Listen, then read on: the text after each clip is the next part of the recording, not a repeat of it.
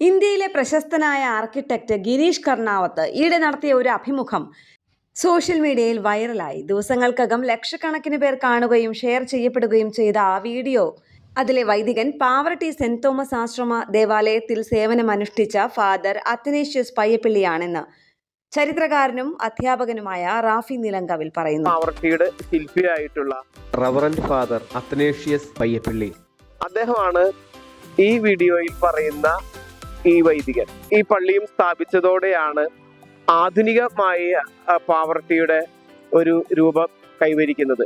ഇവിടെ പഠിക്കുന്നതോടൊപ്പം തന്നെ നന്നായി പഠിക്കുന്ന കുട്ടികളെ അധ്യാപകരായും പഠനത്തോട് അധികം താല്പര്യമില്ലാതിരിക്കുന്നവർക്ക് മറ്റ് കൈത്തൊഴിലുകൾ അദ്ദേഹം പഠിപ്പിച്ചു എല്ലാ മേഖലകളിലും പെടുന്ന കുറച്ചു പേരെ പുറമേ നിന്ന് കൊണ്ടുവരികയും ആ വൈദഗ്ധ്യം ഇവിടെയുള്ള ആളുകൾക്ക് പഠിപ്പിക്കുകയും അവരുടെ തലമുറകളിൽ നിന്ന് തലമുറകളിലേക്ക് അത് കൈമാറുന്ന അവസ്ഥയുണ്ടാവുകയും പാവറട്ടിയിലെ വലിയൊരു നവോത്ഥാനം ഉണ്ടാവുകയും ചെയ്തത്. ഒരു നൂറ്റാണ്ട് മുൻപ് തൃശ്ശൂരിലെ ഒരു വൈദികൻ പഠനത്തിൽ പിന്നോട്ട് നിൽക്കുന്ന കുട്ടികൾക്ക് കല്ലും മണ്ണും സിമന്റും ഉപയോഗിച്ചുള്ള നിർമ്മാണ വേലകൾ പഠിപ്പിക്കുകയും അവർ ആ പണിയിൽ നിപുണരാവുകയും ദേശാതിർത്തികൾ വിട്ട് പ്രഗത്ഭരായി തീരുകയും ചെയ്തതും അഭിമുഖത്തിൽ പറയുന്നു. പാവറട്ടി ഫിനിഷിംഗ്, പാവറട്ടി മാർബിൾ എന്ന പേരിൽ പ്രസിദ്ധമായ ഈ വിദ്യ രാജ്യത്തിന്റെ വിവിധ ഭാഗങ്ങളിൽ അദ്ദേഹത്തിന്റെ പ്രൊജക്ടുകളിൽ ഉപയോഗപ്പെടുത്തുകയും ചെയ്തിട്ടുണ്ട്. ഈ വിദ്യ കരഗതമാക്കിയ പാവറട്ടിക്കാരനായിരുന്ന ചിരിയങ്കണ്ടത്ത് ജോയും ഇപ്പോൾ വൈറൽ താരമാണ്. ഒത്തിരി പേരാണ് ഈ പണികൾക്കായി ജോയിയെ സമീപിക്കുന്നത്.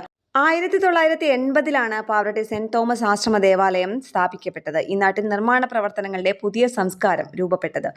നവീന പാവറട്ടിയുടെ ശില്പി എന്ന അപരനാമത്തിൽ അറിയപ്പെടുന്ന ദിവംഗതനായ ഫാദർ അത്തനേഷ്യസ് പയ്യപ്പിള്ളി ദേവാലയത്തിന്റെയും സെന്റ് ജോസഫ് സ്കൂളിന്റെയും നിർമ്മാണത്തിനായി കഴിഞ്ഞ നൂറ്റാണ്ടിന്റെ ആരംഭത്തിൽ പൗരസ്ത്യ പാശ്ചാത്യ രാജ്യങ്ങൾ സന്ദർശിച്ച് പണവും നൂതന വിദ്യകളും സ്വന്തമാക്കി നാട്ടിൽ മടങ്ങി വന്നു.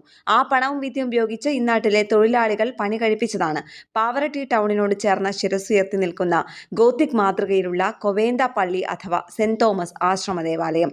ദേവാലയത്തിന്റെ മുൻപിൽ അലങ്കാര പണികളോടെ കാണുന്ന മണിമാളികകളും പള്ളിക്കകത്തെ അലങ്കൃതമായ തൂണുകളും ഭക്തിരൂപങ്ങൾക്ക് വേദിയൊരുക്കിയിട്ടുള്ള അൾത്താരകളുമെല്ലാം ഇന്നാട്ടുകാർക്ക് കൈക്കുളരുകൊണ്ട് കവിത രചിക്കുന്നതിനുള്ള അവസരമൊരുക്കി. ഒറ്റ കരിങ്കൽ തൂണുകളാണ് ഭക്തിസാന്ദ്രമായ ആശ്രമ ദേവാലയത്തിന്റെ മറ്റൊരു സവിശേഷത.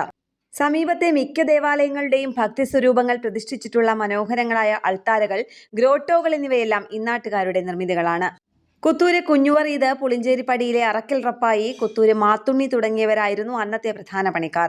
അന്ന് ആർജിച്ച കൈക്കുളറിന്റെ പുണ്യമാണ് പിന്നീട് പാവറട്ടി മാർബിൾ എന്ന ബ്രാൻഡായി മാറിയതെന്ന് അധ്യാപകനായ റാഫി നിലങ്കവിൽ പറയുന്നു. കേരള പ്രണാമ ന്യൂസ്, തൃശൂർ.